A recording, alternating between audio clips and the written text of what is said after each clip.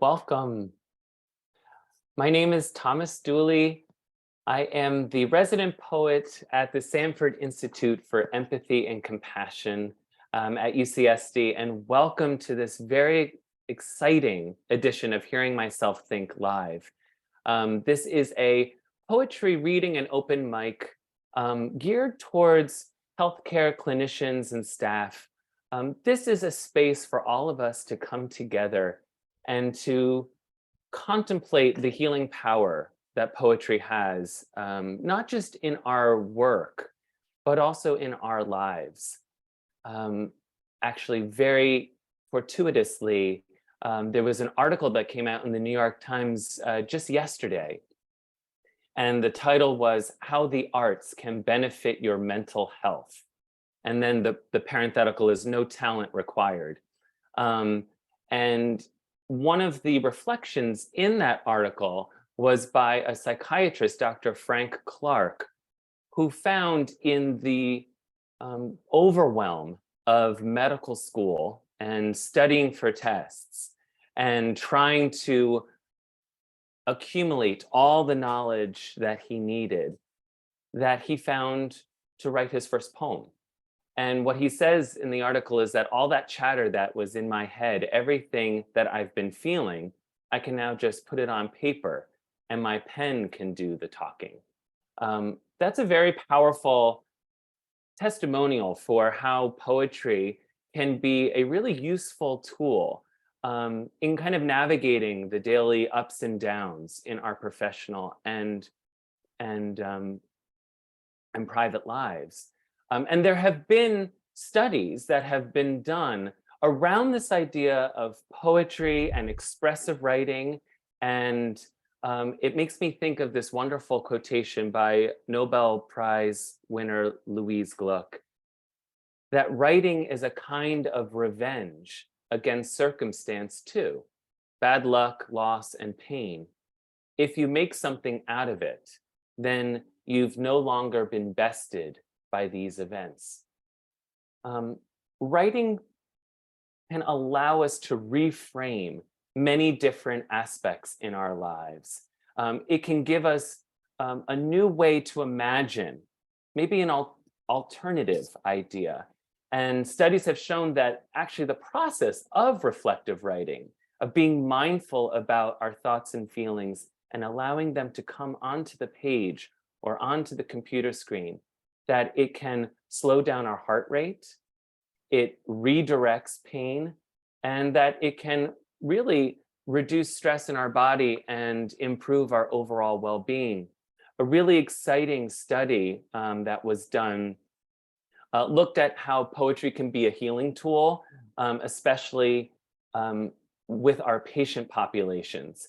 And a study that was done in 2016, it showed that listening, writing, and reading poetry is associated with a reported improvement in pain following a surgical procedure, and it improves a patient's ability to deal with chronic illness. Similarly, writing, listening, and reading poetry also offers different coping mechanisms. And it can reduce stress, as we've mentioned before, but it can also increase memory capacity. And so it can increase an individual's ability to proactively cope with stressful events. So it's so important to really look at how poetry can be a tool, a non-pharmacological intervention that is offered not just to patients, but also to providers. And since we are in May, the month where we're really aware of mental illness, it's really important to shine a light on how poetry, the art that allows us to take a look at what's inside. If you're working in healthcare and if you're a poet, we actually are very similar. Doctors, nurses, poets, we all want to know what's going on inside.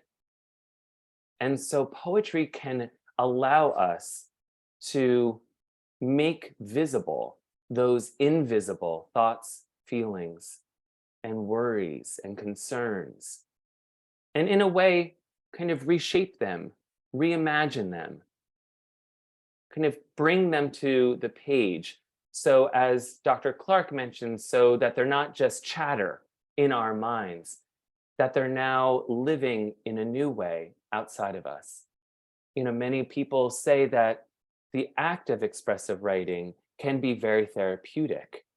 And we hope that this next 45 minutes is a time for all of us to just come together, to listen to some very healing poetry, to also think and reflect on our own lives and how listening to other people's stories, how that affects our own understanding of our story, and then also to do our own writing. So the next, our session today is going to hopefully be very interactive.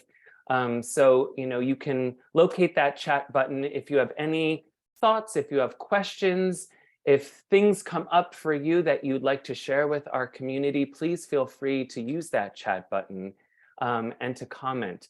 We're going to be hearing from three really wonderful clinicians today who all brought a poem that they would like to read. And we're just going to, offer this space for them to read the poem and then have a brief conversation. And our hope is that through this conversation, you will also have a portal into your own life, into your own experience, that it inspires in some way, maybe some of your own writing. But we are so glad that you are all here today. Welcome. It's very, very exciting to be here and to be offering this very special episode of Hearing Myself Think. I'd love to begin with our open mic poetry reading. And with that, I'd just like to introduce you to a wonderful clinician at UCSD, Isabel Catano-Franci. And hi, Isabel, how are you? Hi, Thomas. Good to see you. I'm well. How are you?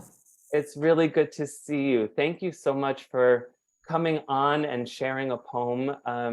I know I asked you if there was a poem that had meaning in your life, and you came back and you said, I do. I have this anonymous piece of writing, and that you'd like to just share it with our community. Yes. So whenever you're ready, we'd love to hear it. Okay. Just going to move my windows to the side here.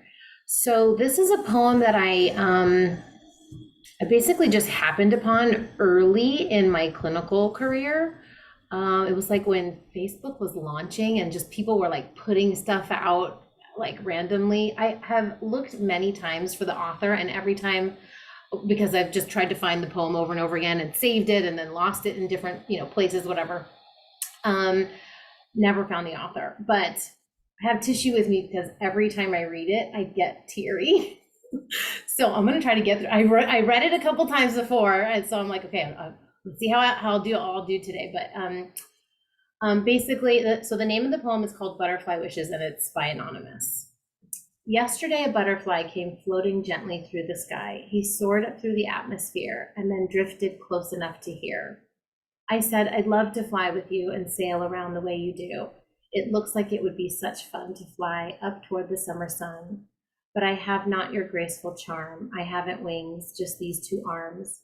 I've been designed to walk around. My human feet must touch the ground.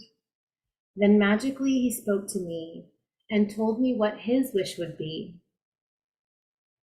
He said, what I'd love most to do is walk upon God's earth with you, to swish its mud between my toes or touch my finger to my nose. I'd love just once to walk around with human feet to touch the ground, but I have not two legs that swing. I haven't arms, just these two wings. And so we went our separate ways in wonder and surprise, for we'd both seen God's precious gifts through someone else's eyes. Beautiful. Thank you, Isabel. This is such a powerful poem about perspective and kind of shifting perspective. Some may say, the grass is always greener on the other side. That's, one idea. I'm curious about how important perspective is in your work, and maybe, shifting perspective, is that important either in your work or in your life? Yes, so when I read this poem, it just like hit, when I read it for the first time, I remember it hitting me like bricks. Like it just was like, whoa, this is I mean, this is what I do every day. Like shifting perspectives for people is what I'm doing like with every client, like all the time. And definitely with myself. I think the mind gets caught up in a narrative. And oftentimes, we all know we're all involved in clinical. Everybody maybe took Psych 101. There's a negative bias. There's a negativity bias, and especially when things feel uncertain. Uncertainty has a negativity bias. So our minds often assume that it's going to be the worst when we have an unknown, and so we can get very laser focused on that. And so to open it up into, well, wait a minute, maybe the unknown doesn't have to be bad. And actually we confront unknowns all the time, even though our mind gets sucked into thinking that we know, into routine. Hi, a pandemic can show up in your lifetime, right? Like all this stuff can happen, and it doesn't necessarily mean everything is bad and it's always negative. And so this poem really highlights that for me, because of course, like, walk around thinking, oh, it would be so nice to be a bird or a butterfly. And then just to have that perspective from the poem that the bird or butterfly might want to have, what we think is so, drudgery of the human experience. And yet it was just this great turnaround. And I've held on to that and tried to find the poem on and off, and every once in a while come back to it. And I just find it very refreshing, a great reminder. And I feel like it also resonates with us because it imagines this almost kind of fanciful conversation, between the speaker of the poem and a butterfly, like kind of great children's books do. They kind of put in perspective, that there's more to living than just what's on the surface, that there's actually kind of deeper stories. And I was just so struck by how you brought your tissues, because there's something, I think, about a poem that just stirs the inner life in this very profound way. And have you ever used poetry in your own practice, with your patients, or with your, with your either, or with your students or mentees or anyone? Yes, definitely. So I have shared this poem, and maybe just in referencing other poems, one that comes to mind is "And Still I Rise." There's some like kind of classics, and then even I think when there was the inauguration, Biden's inauguration this year, the poetry that was read, that came up several times, and other people witnessed that, and that came up in various sessions, and because people are moved. And sometimes there's a reference that I can make as a clinician or as a therapist, like, oh yes, like have you something that gets reflected, that reflects the human experience, can be so validating. And just really, when we get validated, our body chemistry changes. We get our we go maybe less into fight or flight, and we move into sort of rest and digest. And so that can be very healing, even if it's just for the moment, but it's something that can be referenced and reflected. And yes, have used it a couple times. I wouldn't say it's like a regular thing that I do, but on occasion. So there are actual real somatic benefits of just slowing down, reading a poem, what that can do for us. Oh yes, for sure. Beautiful. Yeah. Isabel, thank you so much for coming on and sharing this really meaningful piece, and just also sharing a little bit about your life and your work. Thank you. Thank you. My pleasure. I'd love to introduce you all to Dr. Julie Celebi. Dr. Celebi and I met actually during some of our work, during our weekly Hearing Myself Think sessions. And Dr. Celebi actually is bringing her own poem today, something that came up for her, that she would like to read and give voice to. And we thought this was a really powerful forum to do that. So hi, Dr. Celebi, how are you? Hi, Thomas. It's good to see you. So good seeing you. And thank you for just kind of bolstering that courage to read something that came up for you. Thank you for giving me the space. It's,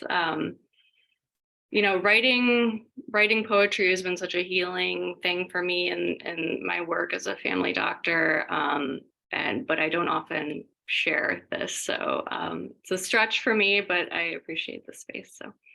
Well, we appreciate you. Thank you. Okay. So the poem is called Too Soon. Kidneys slowly failing, sugars rising, a wound refusing to heal. The complications were stacking up. She's too young to be this sick. So many no-shows with subspecialists. She always came back to me. How can I help you get a handle on this? The crinkle of the exam table paper cut through the silence, and years of pain bubbled to the surface. Depression, trauma, and grief hung thick on her, formidable beasts. I've never been good at self-care. She had started getting her affairs in order. We were at a crossroads, fashioning my best cocoon around her. Where was my magic wand? I zipped and zapped, attempting elegant solutions, desperate to change her fate. She had one last birthday party. She was happy, her family said. She faded quietly at home as her breathing became a struggle. She didn't want to go in. The news fell on me like a heavy cloak, commanding a silence for one gone too soon. It didn't have to be this way. But I'm not the author of her story. She will walk with me through more deep conversations, hard truth, and difficult decisions. Here's to accepting what is, to surrendering to sadness, to growing through grief. Wow. How beautiful. Wow. What was the process like to write this poem after experiencing this kind of grief with a patient? What did it do for you?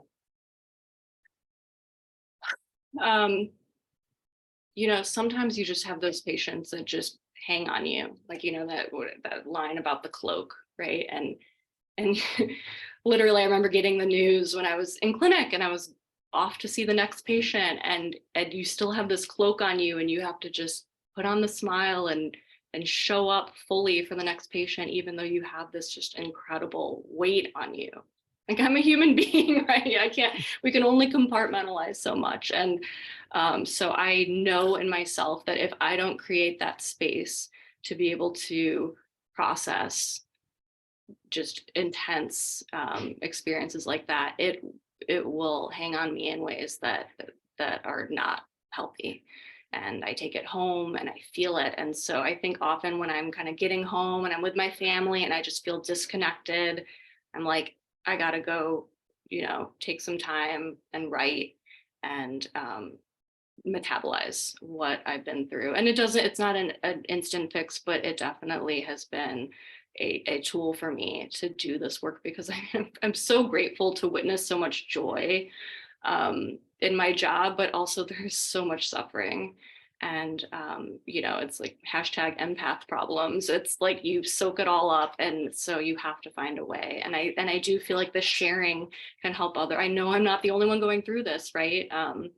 So I'm trying to get more into being able to share that story too, because I think that also can be healing for others who note some shared humanity there.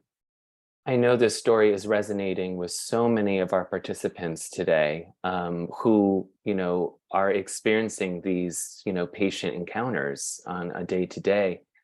One of the things that I find so powerful in this piece is that you're not compartmentalizing her struggle and her death, that you say the line, "She will walk with me," that you're actually integrating her memory and the experience you had as providing this care for her, that you're integrating it into your own practice.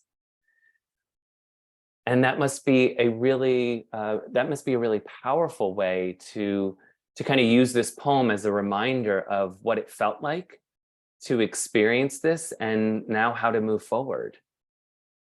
Absolutely. Yeah, I mean, I have only been doing this for, a little over 10 years as a family doctor, but I feel like every year I get wiser because my patients are my teachers, right? And memorializing them in this way helps me show up even better for other people. So. And it's such an interesting way also to be able to actively process a grief like this, which can be very complicated. Our patients are not our, family members. They're not our quote unquote loved ones, but they are loved. That when we are in the encounter with them, there is a lot of trust. There is a lot of intimacy. And so how do we honor that when a death happens or when a life-altering event happens? Can a poem help us in that process of mourning and grieving? It's so powerful. And thank you for sharing it. How do you feel now that you were able to just share it with our group here? It was a really great experience. Thank you, everyone, for giving me the chance. And it's even more powerful to be able to share her memory with you all and remember her. So thank you. Yeah, some of the comments that are coming through in the chat are just that the heavy cloak image is so real and it's such a powerful metaphor. And that sometimes we just get so heartbroken, no matter how we think we can distance ourselves, but our shared humanity is what grounds us to caring more and better and deeper and more meaningfully. Wow, thank you so much. Thank you. To continue our open mic, I'd love to introduce you to Dr. Carleen Williams. Dr. Carleen Williams is going to read a really special poem that I'm really curious about, because I think it really speaks about, how we provide advice and how we inspire, not just to our children, but also to our students, to our mentees, to people who are always looking up to us, for that advice. So welcome, Dr. Williams. How are you? Hi, everyone. Thank you so much for having me today. Like Thomas said, my name is Carleen Williams. I'm going to read a piece from Langston Hughes titled Mother to Son. And you're right, Thomas, I think it's about encouragement. It's about hope. And I'm thankful for the opportunity to read this today. So please, if you have the words, everyone feel free to read along with me. Yes, I think we're going to put those in the chat. Yes. Wonderful. So Mother to Son by Langston Hughes. Well, son, I'll tell you, life for me ain't been no crystal stair. It's had tacks in it and splinters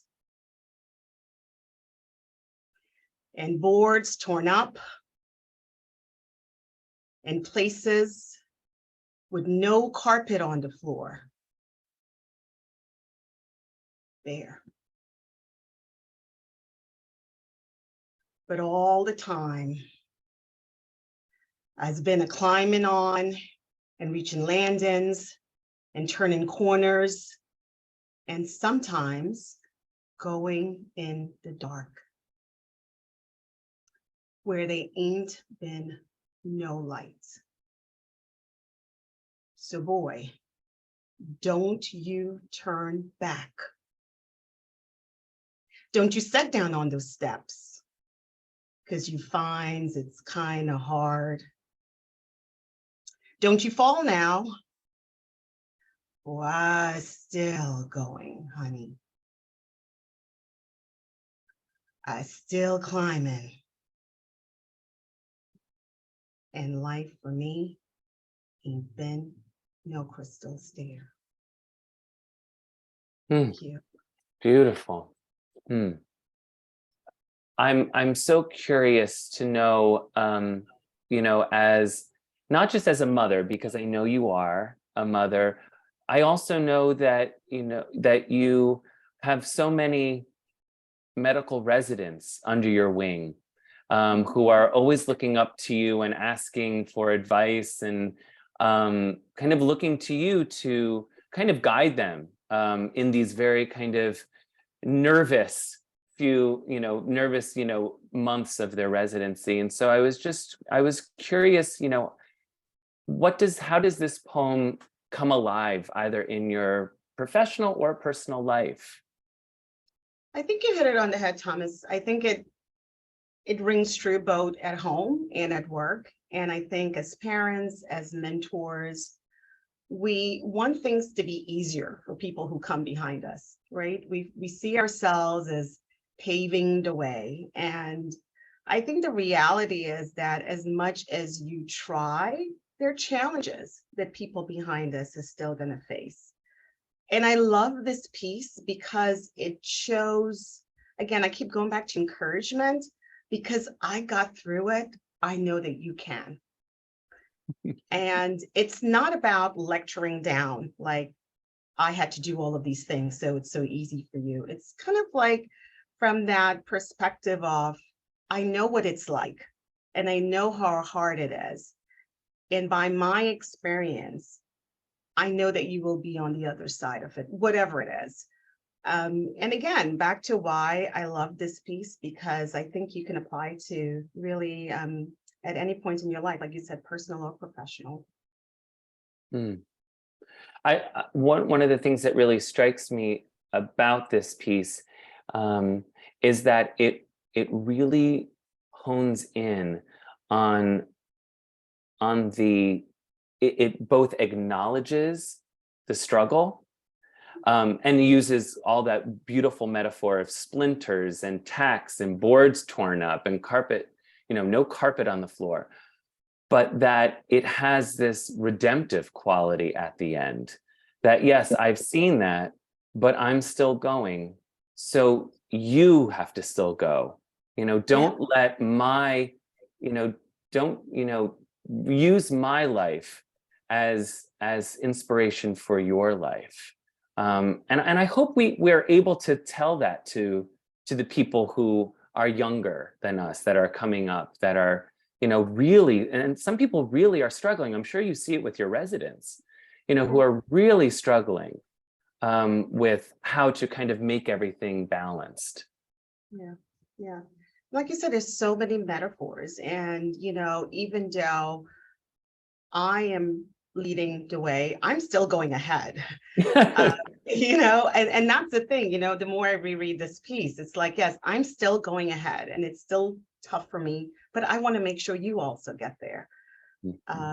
So again, it's so supportive. And I love that it can mix these really two strong emotions of kind of getting through challenges, but also inspiring hope. And it's just so musical as you read it. So again, lots of metaphors, and even though life is not a crystal stair, you still think about a crystal stair, right? That's clear, that's kind of just winding upwards. So overall, so much metaphor, like you said, and so applicable to our lives. I remember hearing this poem in third grade, and my little third grade brain, kind of imagined this like Cinderella crystal staircase, like to a palace. And then in an instant, it was just shattered, with Langston Hughes's language that followed, that it wasn't that. It wasn't the fairy tale, that this is actually what it felt like. This is what it looked like. But still, I'm going. Still I'm climbing. Sometimes I'm taking breaks because you need to take breaks, but I'm still climbing. Absolutely. Beautiful. I thank you so much, Dr. Williams, for sharing this piece, reading it so beautifully, and also speaking a bit about your own experience.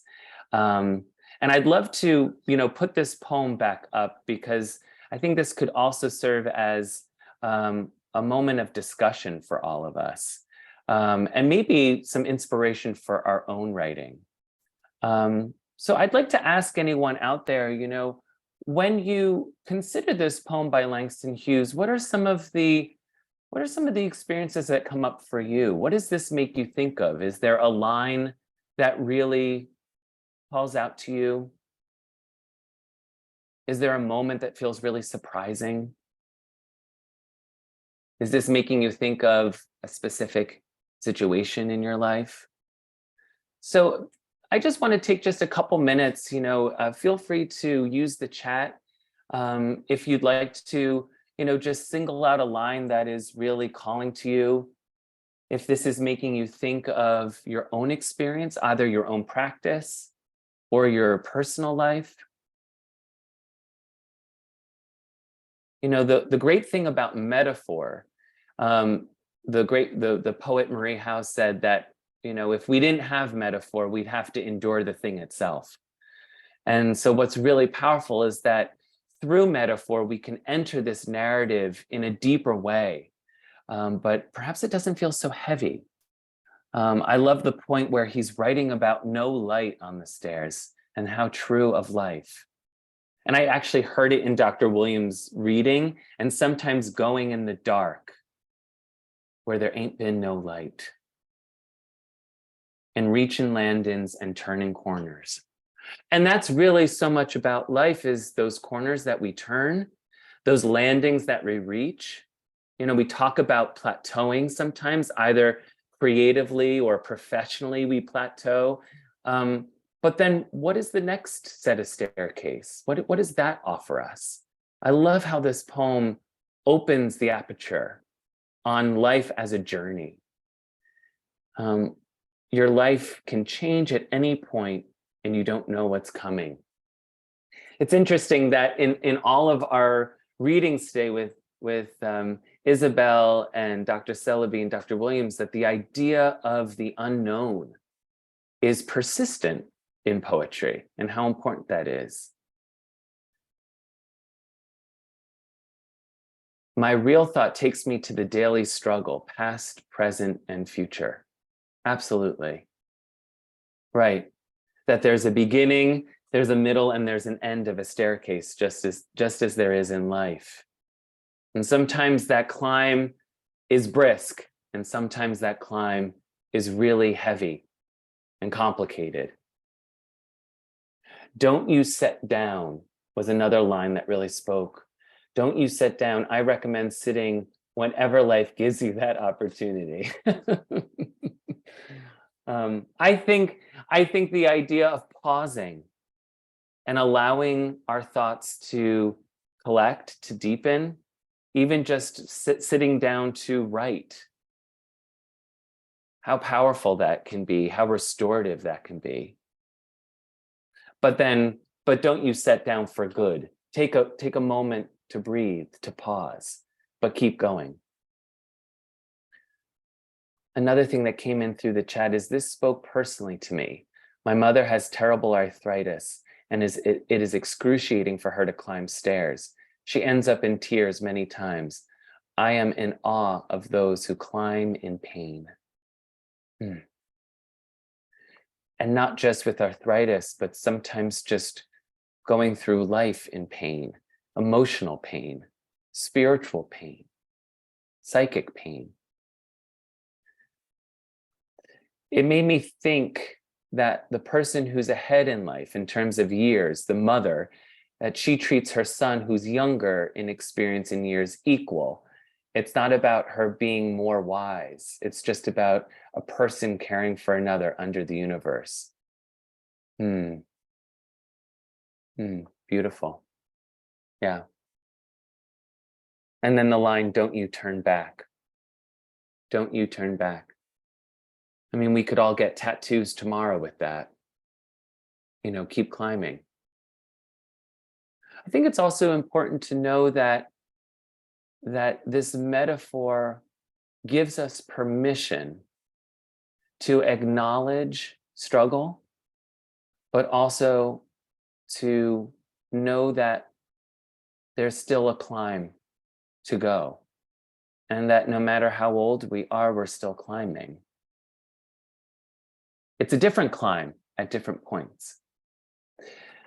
So I'd love to invite you all to just participate in some reflective writing. And again, you can use the chat to just reflect on this question. What image or metaphor describes what your life is like right now? What image or metaphor describes what your life is like right now? You know, some say that my life is like a roller coaster. I had one patient write, my life is like a crazy train and it doesn't know what track it's on. Think about, just take a moment and reflect on your life right now. What is the image or what is the metaphor that you would use to describe what your life is like right now? And again, you can put your writing in the chat. I'll put some time on the clock, and then we'll come back to read our responses.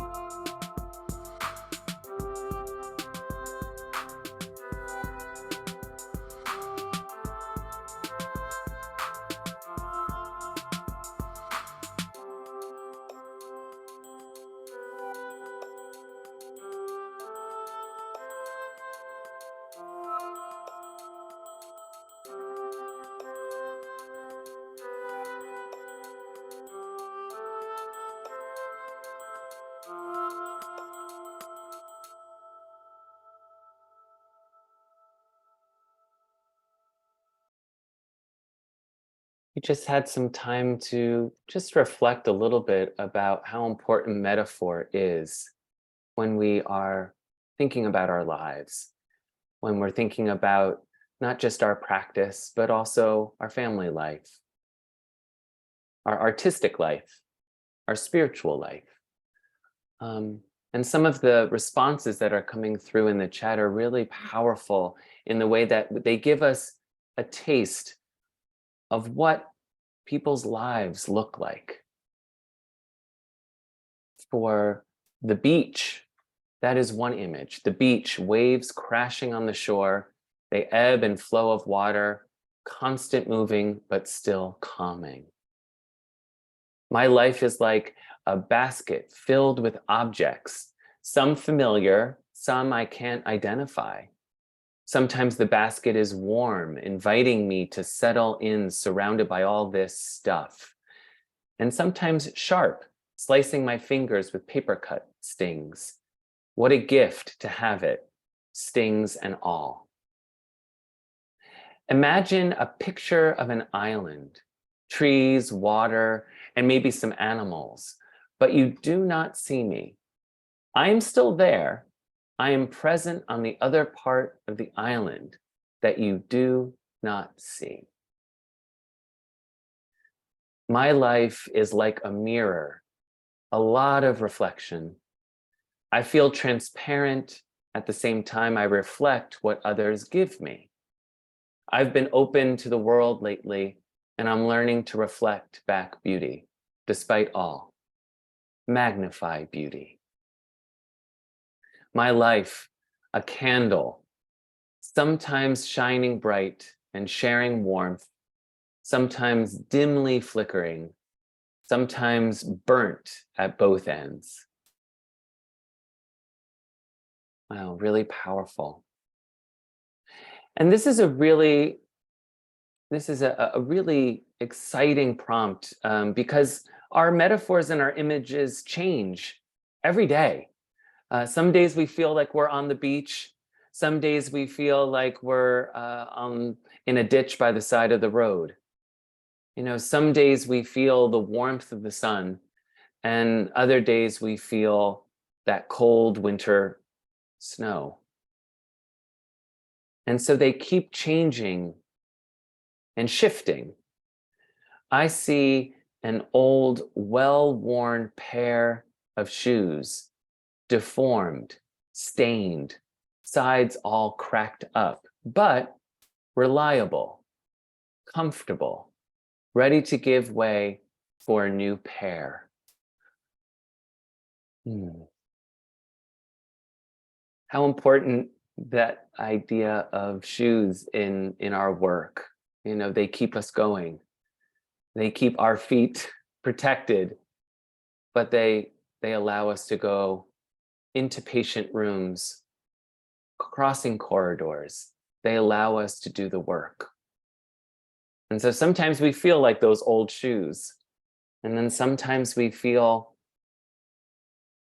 like we're the new shoes in the box, ready to be opened to explore the world.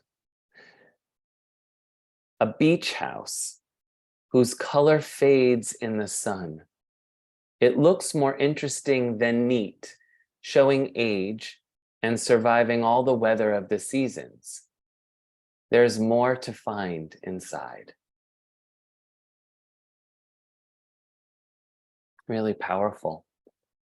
And that was just 5 minutes. In 5 minutes, all of these powerful images just came in full voice, in full color, in full experience. They came out right onto the screen. And I think this is a really powerful way to just enhance and fortify your life and your practice just with, 5 minutes of writing. What is my life like right now? What is my day? So I just want to thank you all for coming out and being a part of this really powerful experience. As it's being shown in the chat, there are a lot of free offerings with yours truly called Hearing Myself Think. They are all free and they're all online. The full list for upcoming sessions is coming up. You can click this link in the chat and it will take you to our website. But we have one coming up on resiliency, Tuesday, June 6th. And that's 12 o'clock Pacific time, 3 o'clock Eastern time. And then after that, we have another healthcare poetry reading and open mic. So if you are working in healthcare and you'd like to bring a poem on Tuesday, June 20th, please reach out to us. Please please bring that poem, and we'd love for you to be a part of our panel. And then after that live event, we're going to have a session that's all about reading poems that deal with grief, that can fortify bereavement care services. So all of that, again, is on our website. They're free to join. I'd love you all to be a part of it. Thank you again to Dr. Williams, to Dr. Celebi, to Isabel Caetano Franci. Thank you so much for bringing a poem and sharing your, not just the poem, but your life with us, your story with us. We see you, and we're so grateful for seeing you. And I hope you all in some way felt that you could hear yourself think a little bit more in this past hour. So thank you all. I hope to see you at one of our other virtual events, but until then, take very good care and see you soon. Bye.